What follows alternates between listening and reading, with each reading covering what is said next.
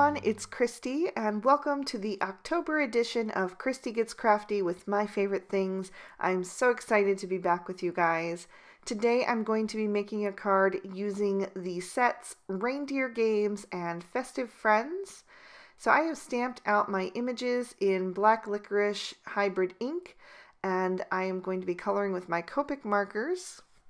I'm starting with my reindeer, and for him I'm using E31, E33, and E37. I prefer to color darkest to lightest, so I am going to lay in my shadows first with that E37. Now, if you're someone who doesn't really understand light sources, not to worry. I get a lot of questions about this on my channel. You don't have to overcomplicate it. Just try to think of where the sun would be least likely to hit. So I put some on his neck because his head would be casting that shadow. On his back, the scarf would be casting a shadow. And then on the backs of all of his legs, especially a little bit heavier on the legs that are on the far side of his body because they would be cast in shadow on the underside. And then a little bit on either side of his face just to help lift it off the page and give it a little more of a rounded appearance. Then I'm blending out those shadows with the E33 as my midtone. I'm filling in his legs completely with those shades since it is such a small area there. And then on his face and his belly, I'm going to definitely save some room for the highlight, which is the E31. So I'll just really go over around all of those little spots on his back and color in all of the area that remains, trying to avoid them. If you get a little ink in those areas, it's not a big deal. You can remove it with your colorless blender, but I just try to avoid it in the first place so it saves a little bit of work. I also colored in my tree trunks with those shades and then used the E51 to color in the reindeer's antlers and also add a little bit of shading to the white areas on his body. For the snowman, I'm using BG10 and BG11, again coloring darkest to lightest, so I'm using that BG11 to lay in some shadows on the right side of his body and then blending that out towards the left.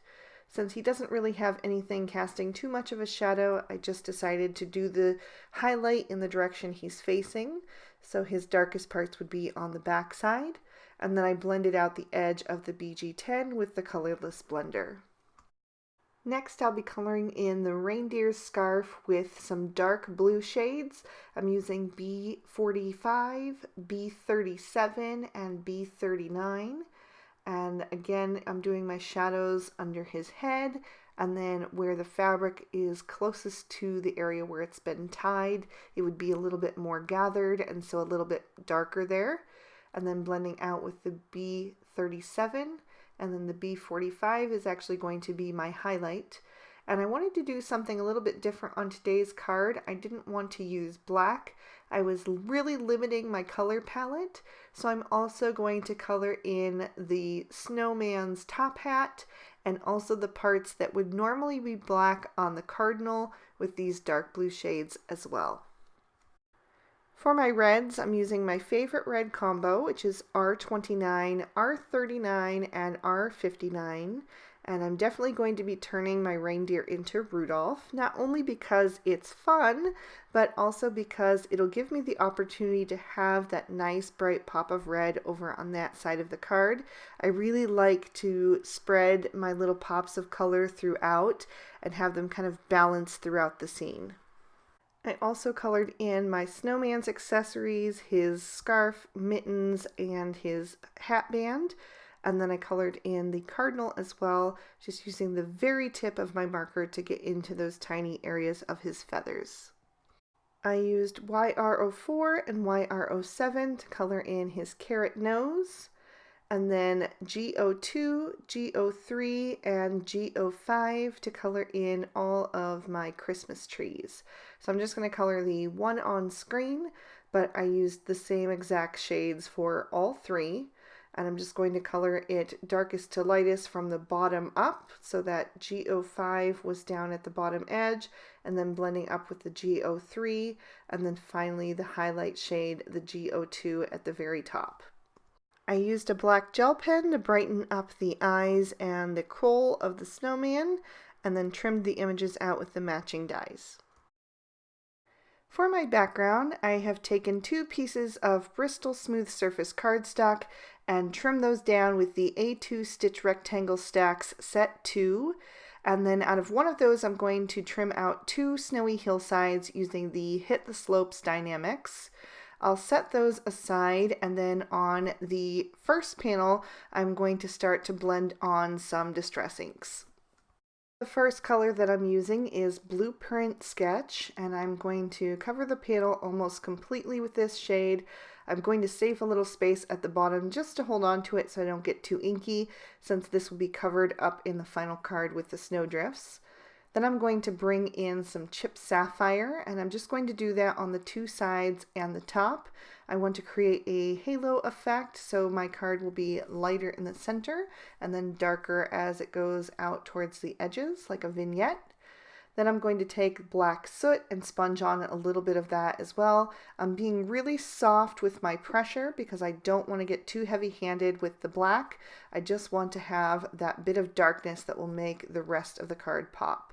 And I just went back with my other 2 shades to help with the blend. Then I'm going to press a little bit of that black soot onto my work surface and add some water and do some splatter droplets just to add a unique effect. I thought the black would be something interesting. And then I also wanted to add some white spots as well. So I'm going to take some Copic opaque white and add that to my work surface. I'll thin this down with a little bit of water as well, and then grab a clean paintbrush and splatter that all over my background to create a nice snowfall. And then I will set this panel aside to dry. For my snowdrifts, I'm going to use some tumbled glass and just sponge that onto the top edge and give them a frosty look. So that's just going to fade off into the white. And then once I have both of those done, I'm going to do the same as I did on the background, just tap a little bit of ink onto my work surface, thin that out with some water, and do some more splatter effect. I just thought it would add a bit more interest onto the card. This is a step that I've been really loving lately, and just gives it a little bit more personality and detail. Now that my background has dried, I'm going to stamp out my sentiment using Versamark ink. It's just a clear, sticky ink that works great for embossing, and I did decide to treat that with my powder tool just to make sure that all of that ink splatter was completely dry. So I stamped that down and then added some white embossing powder right over top of that. And then I will grab my heat tool and melt that first from the back and then bring it to the front until all of that is nice and bright white and shiny. While I have my MISTI out, I'm also going to stamp an insert for the inside of my card.